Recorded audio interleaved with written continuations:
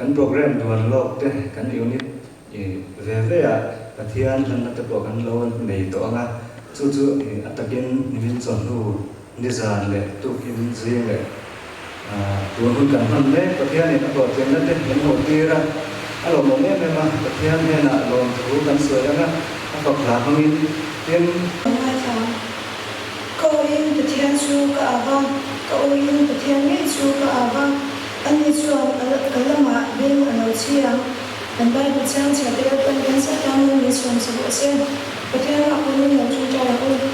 chu lo be ong kan pathian tak ni mai to in mai te ko mai te ka su mai lan ti da in na lu do ka shi cha le bai bai na te fellowship no cha ta te na ni ba se sa ka le ba kan fellowship na hon te na ma